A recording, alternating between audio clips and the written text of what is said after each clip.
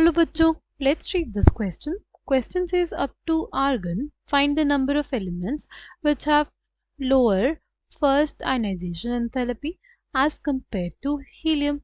Right? Helium के comparison में कौन से ऐसे elements होंगे up to argon जिनकी lower ionization enthalpy होगी as compared to किससे? Helium से. The key concept for this question is ionization enthalpy.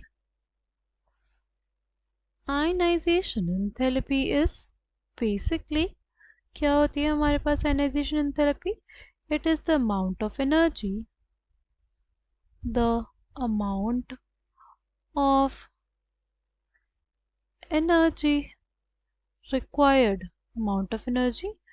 required to remove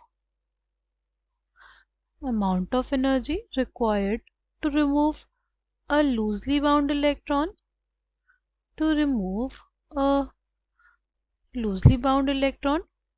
from outermost shell of an isolated gaseous atom. किसी भी isolated gaseous atom के outermost shell से एक loosely bound electron को निकालने के लिए जो हमें एनर्जी देनी पड़ती है उसी को कहते हैं हम लोग क्या? Ionisation enthalpy. ये हमारे पास एटम है, इससे हमें क्या निकालना है? इससे हमें इलेक्ट्रॉन निकालना होगा. जब हम इसे इलेक्ट्रॉन निकालेंगे तो ये हो जाएगी हमारे पास क्या? First ionisation enthalpy. राइट.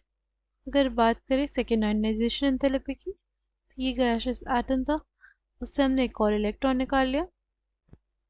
ये हमारे पास आ गया सेकेंड आयनाइजेशन एंथैल्पी. राइट. अच्छा, अगर बात करते हैं किन फैक्टर्स पे आयनाइजेशन एंथैल्पी डिपेंड करती है, तो पहला फैक्टर जो है वो होता है साइज. पहला फैक्टर है साइज.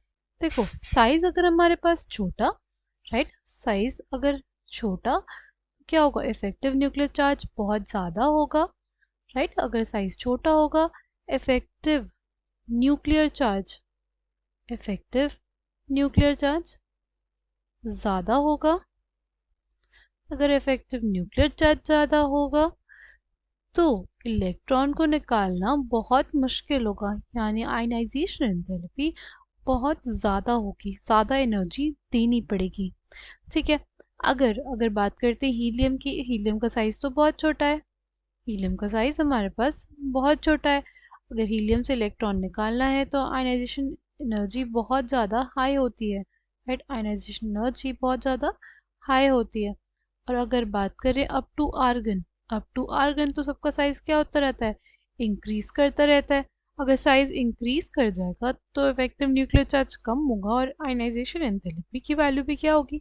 कम होगी. तो up to argon all the elements have IE1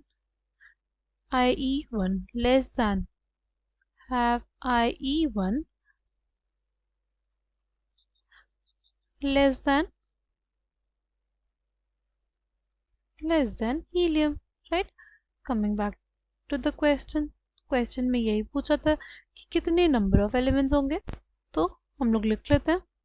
helium के बाद हमारे पास lithium, we have beryllium, boron, carbon, nitrogen, oxygen, fluorine, neon, we have sodium, we have magnesium, we have aluminium, we have silicon, we have phosphorus, we have sulfur, we have chlorine and we have argon. Total कितने elements हो गए?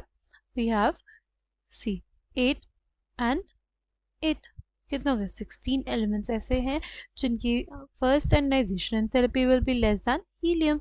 Right? I hope you understood it well. Thank you and all the best.